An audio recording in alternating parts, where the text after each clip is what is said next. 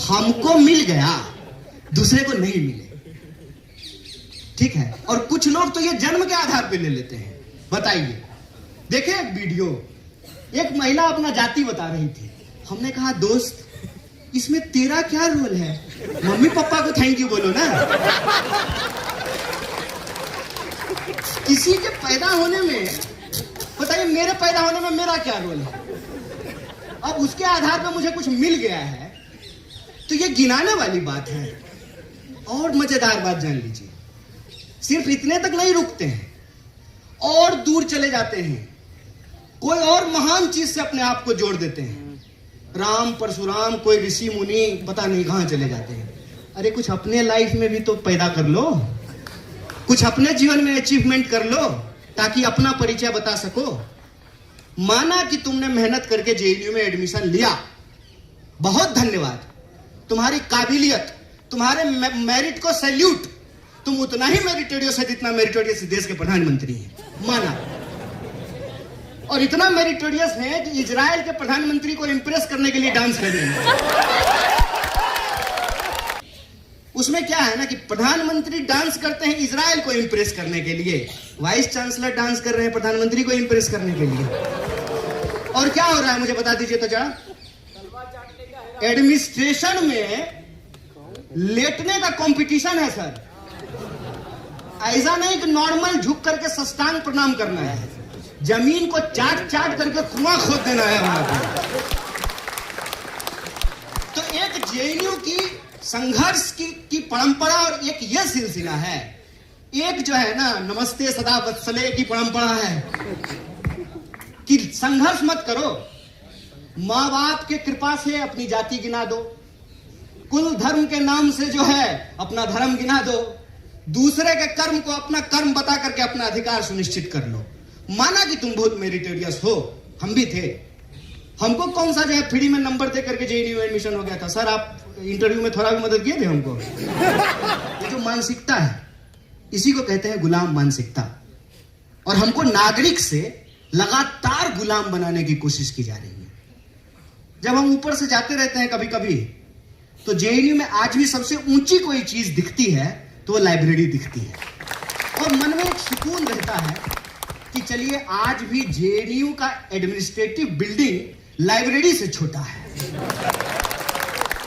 जिस दिन administrative building library से बड़ा हो जाएगा उस दिन जेएनयू नहीं रहेगा, इस बात को याद रखिएगा। और इसीलिए ये जो लाइब्रेरी का सवाल है और उस सवाल को लेकर के जो जेएनयू एसयू का रेस्ट्रिक्शन है, इसका एक लार्जर पॉलिटिकल और फिलोसॉफिकल कॉन्टेक्स्ट है। फिलोसॉफिकल कॉन्टेक्स्ट ये है कि आप पढ़ने से रोकना चाहते हैं। मैं जब आया जेएनयू तो सतलज में था, तो मुनिड़का में कौन रहता है सर? अगर आपको पैसा हो जाए, ईमानदारी से बोलिए, अगर आपको पैसा हो सर, अजय सर आप बसंत यार रहते हैं ना, कौन रहता है मुनिड़का में? मुनिड़का में वो रहता है जो वसंत कुंज का किराया नहीं दे सकता है। ये इसमें क्या झूठ है? जबरदस्ती का हम कोई नॉस्टैल्जिया नहीं ओढ़ना चाहते हैं। जबरदस्ती का जो है ना, हमको गरीबी का कहानी मत सुनाओ। हम गरीब थे, अब नहीं है। तो ना जबरदस्ती का गरीबी ओढ़ने का बात नहीं है, सच्चाई की बात है। तो क्या देश सिर्फ एक तरह के लोगों का होगा कि सब लोगों का होगा? क्या यूनिवर्सिटी सिर्फ एक तरह के लोगों की होगी या सब तरह के लोगों की होगी? यही सवाल है। और देश मतलब क्या? हिमालय, समंदर, नदियां, या देश में रहने वाले लोग? ठीक उसी तरह से विश्वविद्यालय का मतलब क्या? सिर्फ वाइस चांसलर, एडमिनिस्ट्रेटिव बिल्डिंग, सड़कें, या जेएनयू में रहने वाले लोग, जेएनयू में रहने वाली वो तमाम चीजें? बाहर कोई पूछता है जेएनयू की याद आती है? हम बोले आती है, बिल्कुल आती है। जेएनयू नहीं होता तो हम नहीं होते। अब इसमें अच्छी भी बात भी है और बुरी बात भी है, इसीलिए हमने कहा कि लव हेट रिलेशनशिप है। तो बता क्या खास है जेएनयू का? और ये मैं मेटाफोरिकल नहीं बोल रहा हूं, इसको मेटाफोरिकली मत समझिएगा। हमने कहा कि जेएनयू का मतलब यह है कि हमने अपनी आंखों से गिलहरी, कबूतर, बिल्ली और कुत्ता एक साथ खाना खाते हुए देखा है। ये मैं मेटाफोरिकली नहीं बोल रहा। बिहार का एक सुदूर देहात का आदमी हिंदी भी जोड़ जोड़ करके बोलता है, हिंदी बोलते बोलते भोजपुरी बोलने लगता है। वो अंग्रेजी की पीएचडी स्कॉलर केरला की लड़की से शादी किया है। बताइए जेएनयू में ही संभव है? नहीं है।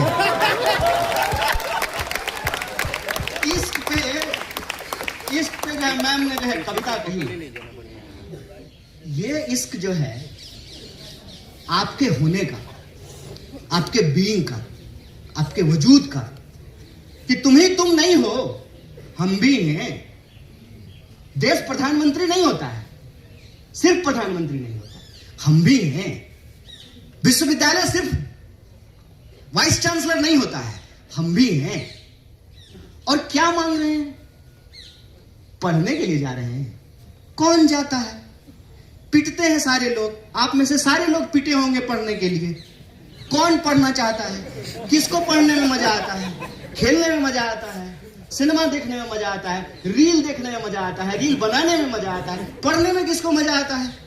ये सारे टीचर यहां बैठे हुए हैं। सर, हम लोग तो खूब इनकलाब जिंदाबाद करते थे और कई बार समय पे असाइनमेंट तो नहीं जमा करते थे।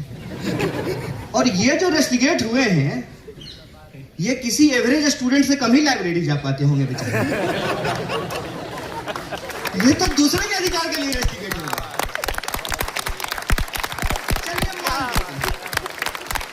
चलिए मान लेते हैं जगह कम है। अरे तो मई की दोपहरी में, जेठ की दोपहरी में ज्यादा से ज्यादा क्या करेगा? भात खा लिया है तो सो जाएगा लाइब्रेरी में, नाक बजाने लगेगा, बगल वाला उठा देगा, ये भाई आवाज कर रहे हो, और क्या ले लेगा? मुनीरका में कौन लोग रहता है? ये हमेशा से हम सुने हैं, इसीलिए बात हम बोल रहे हैं। ये पीछे किसी चाय की दुकान पे, लाइब्रेरी कैंटीन में, कहीं किसी हॉस्टल के सामने बैठ करके, ताप्ती के सामने, कहीं 5 लोग, क्या हो रहा है? अरे आए हैं कुछ लोग नेतागिरी छांटने, इनको कोई काम है क्या? और उनको बड़ा काम है, यहां से निकल करके पता नहीं क्या कर लिए हैं। हम सबको देख रहे हैं, सबको देख रहे हैं, ठीक है? तो ये हमेशा से बोलते हैं। वो क्या करते, मैं सत्तर रहता था, लोग पानी का ठंडा बोतल सब भर करके लेके चले जाते थे। कुछ लोग गेट पे खड़ा हो जाता था, हटाओ, निकालो पानी, तुम पानी पी जाओगे तो हम क्या पिएंगे? अरे तो तुम नहाओगे क्या कूलर के पानी से? एक बोतल कोई पानी भर करके चला गया, क्या बिगड़ जाएगा? ये मानसिकता का सवाल है।